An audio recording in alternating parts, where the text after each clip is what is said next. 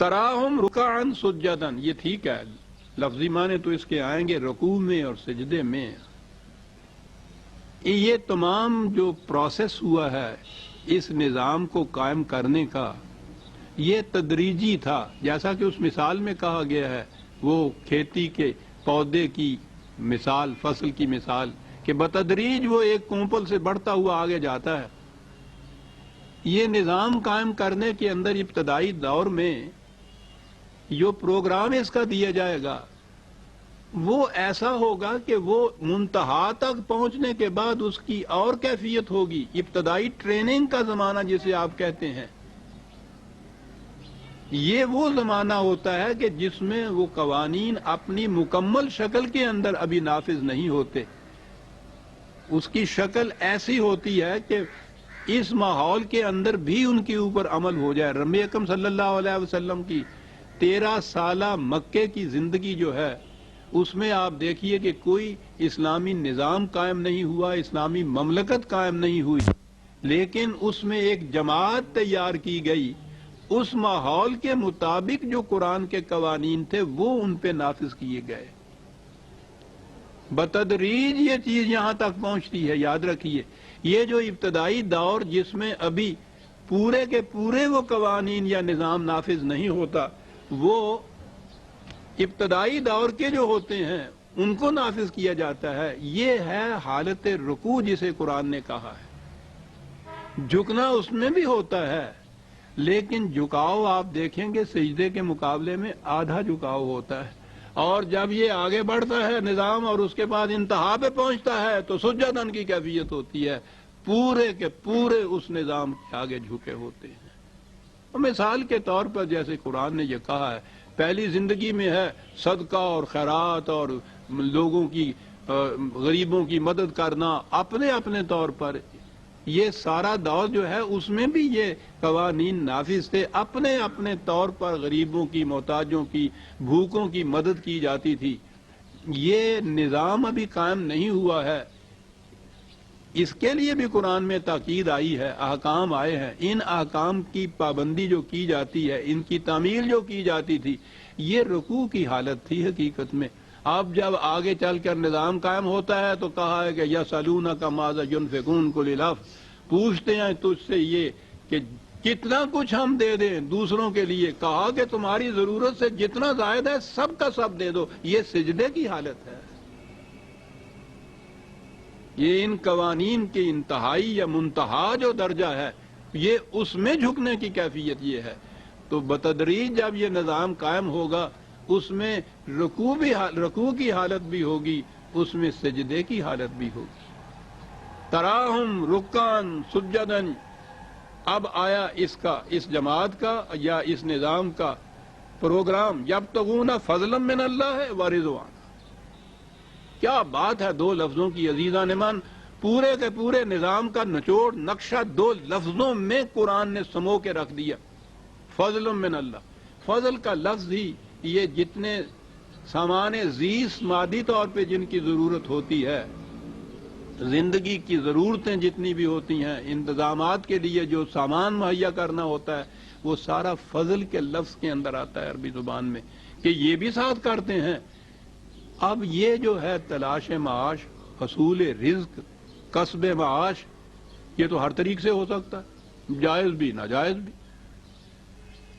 دنیا کی ہر قوم جو وحی کے تابع نہیں چلتی، نہ رکوع میں ہے نہ سجود میں ہے، تو وہ تو ہر طریق سے یہ کرے گی۔ کہا نہیں، اس کی خصوصیت یہ ہے رضوان، یہ جتنا کسب معاش اور تلاش رزق بھی کرے گی، اس میں قوانین خداوندی سے ہم آہنگی ان کی ہوگی۔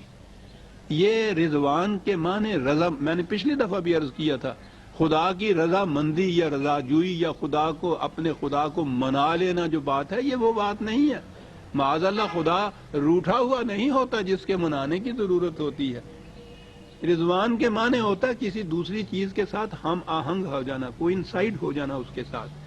یہ جو چیز ہے کہ وہ تلاش رزق کرتے ہیں، پوری پوری محنت کرتے ہیں اس کے لیے، لیکن حدود فراموش نہیں ہوتے، خدا کے قوانین اس کی مشیت کے تابع چلتے ہیں، اس سے ہم آہنگ ہوتے ہوئے تلاش رزق کرتے ہیں۔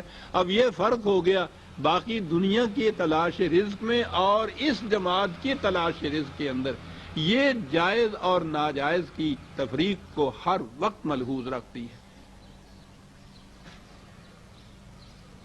سیماہم فی وجوہہم من اثر السجود، عام ترجمہ میں نے عرض کیا تھا نا کہ سجدوں سے ان کے ماتھے کے اوپر ایک نشان پڑ جاتا ہے، وہ جسے مراب کہندے نے اصل میں تو محراب ہوتا ہے، پر سارے پنجابی تے پھر کٹ کے گل کر دے نا، مراب کہندے نے انہوں۔ یہ جو ماتھے پہ نشان پڑتا ہے گھٹا، قرآن عزیزان من ایسی بات نہیں کرتا۔ من اثر السجود، قوانین خداوندی کی کامل اطاعت سے ہوتا کیا ہے؟ یہاں نفسیاتی دنیا آتی، سائیکالوجی آتی ہے، انسان کے اندرونی خیالات، دل کی حالت، کرب و اضطراب یا اطمینان، اس کے اندر کے جو کیفیات ہوتی ہیں، اب تو سائیکالوجی اس کو پوری طرح سے ایک علم کی حیثیت سے آگے لے آئی ہے کہ اس کے اثرات، اس کے علامات، اس کی نشانات انسان کے چہرے سے ظاہر ہو جاتی ہیں۔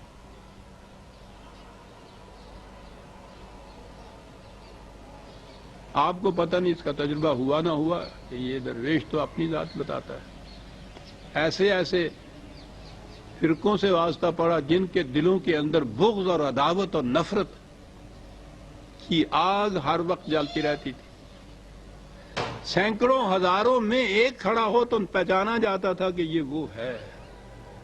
ہر وقت نفرت کی آگ جن کے سینوں کے اندر ہو، چہروں سے پہچانا جاتا ہے۔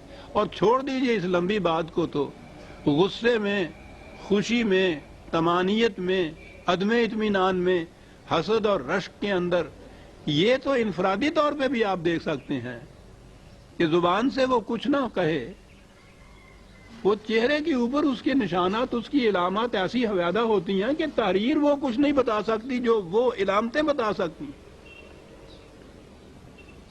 بڑے خوبصورت انداز میں غالب نے کہا ہے کہ ان کے دیکھے سے جو آ جاتی ہے منہ پر رونق،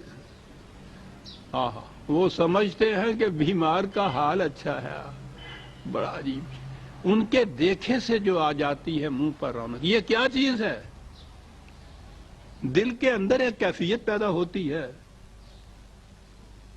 چہرہ اس کا غماز ہوتا ہے، چھپا ہی نہیں سکتے آپ۔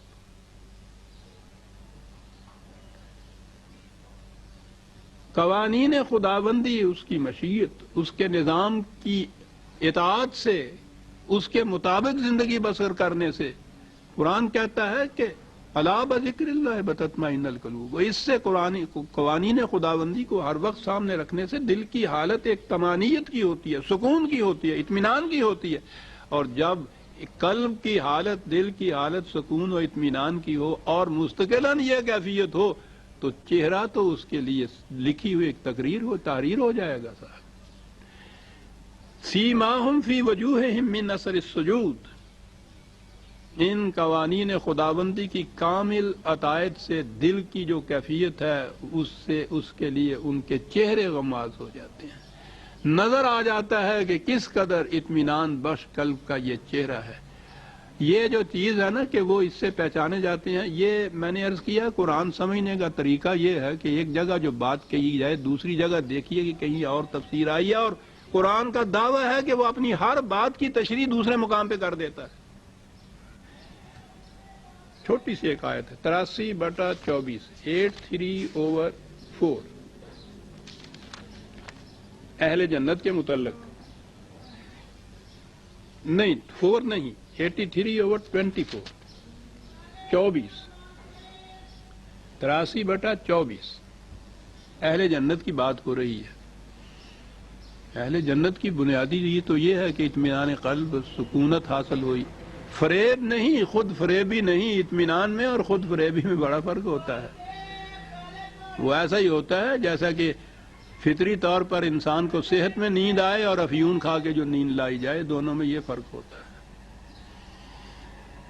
اہل جنت کے متعلق کہا ہے کہ تعرف فی وجوہہم نظرۃ النعیم، کیا بات ہے کہ وہ آسائشیں اور آرام اور مسرتیں اور خوشیاں جو اس زندگی میں انہیں حاصل ہوں گے، ان کے اثرات ان کے چہروں پہ ایسے نمایاں ہوں گے کہ تو فوراً پہچان لے گا کہ یہ اہل جنت میں ہے۔ تو پہچان بتا دی قرآن نے ان جنت کی نعمات سے چہروں کے اوپر، فی وجوہہم کا یہاں لفظ ہے، ان کے چہرے پر جو ان آسائشیں اور طمانینتوں کے اثرات نمایاں ہوں گے تو فوراً ان کو پہچان لے گا۔